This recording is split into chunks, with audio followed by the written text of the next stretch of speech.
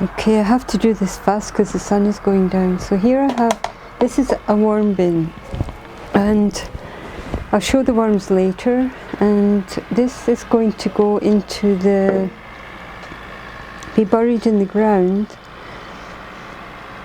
up to a certain point, and I have to put the holes in. So what I'm doing is I'm using a lutekolben thing. I use this for wood, to heat wood, and that is, let me try and show it. Most people use a drill, but I find this faster, and then I always get the type of holes that the worms can get in and out of easily, because what they're going to do is they're going to live in there and get all just green veggies and leaves and bananas and maybe wheatgrass mats or whatever. And what the holes do is, apart from the drainage of water, the worms can go in and out. So the garden area I have is not ideal. It's a sort of little brick area with strawbale soil that I built myself over 3 years. So the soil will go in there to give them a sort of bedding area, and then green leaves and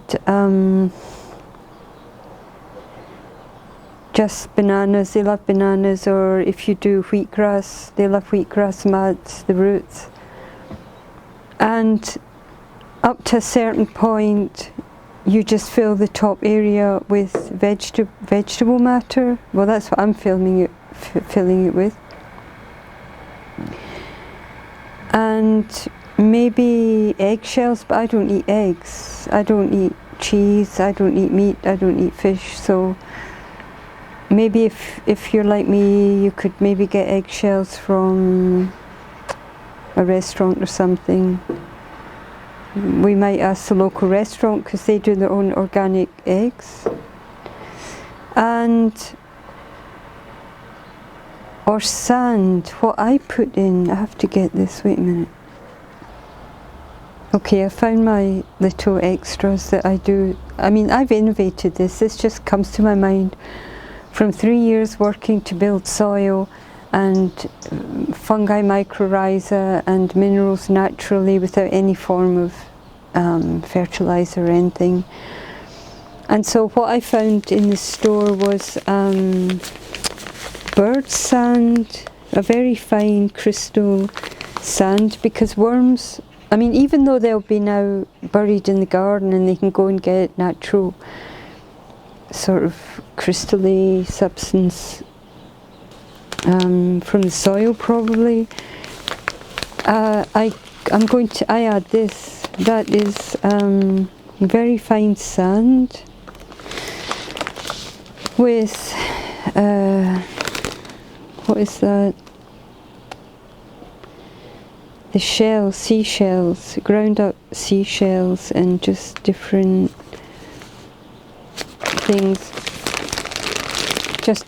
things all ground up, minerals. And what I do is, instead of I give this to the worms. It's so fine, and they need sort of this kind of very fine, dusty, gritty material. So that will, I do layers, and I put that in sometimes. And then I also crush up, that's not such a good idea. I also get things from the store that they're really inexpensive, and that is like dandelion and marigold, and just herbs like just fine grass, and what was it? Oh yeah, so stinging nettles, things like this. So I crush that up, and that goes into the mix on top of the leaves and things, and that forms a fine enough sandy, gritty nutritious, mineral rich diet for the worms. So then I'll just, I also have the holes will go, yeah, you can see that maybe, around up to a certain point where it's buried. And then in the garden, I'll show that later, the worms will go in and out of this. But this allows to be putting food in for them, and then for them to come back and eat the food and create a small compost. And then this way, this is the fastest way for me to break down the green matter, the mass green matter that I have, like if it was leaves or just things, vegetable leaves that I don't eat or that get old. Chop them up. I make them, I don't just throw them in whole, I make them up really small, and they break down faster, and then over weeks or months the worms will create a garden compost out of that.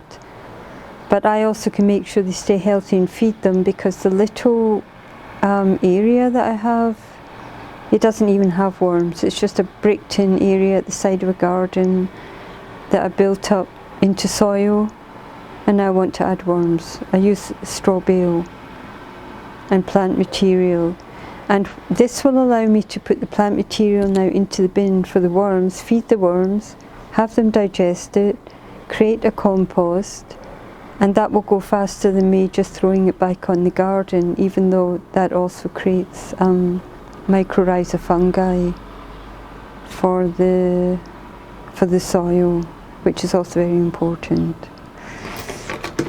And I'm a technical person, and I'm experienced with working with just repair and things like that. So this is not, get rid of this spider. This is just what I do. I prefer this. The soldering iron. Most people use a drill, but I actually don't have a drill. And this way, I just get the whole size I want. But of course, soldering iron is dangerous, and I know how to use them, so I wouldn't advise doing this. And plus, I have one. And I'll do the whole bin, and then I'll fill it. So I'll get to that part next.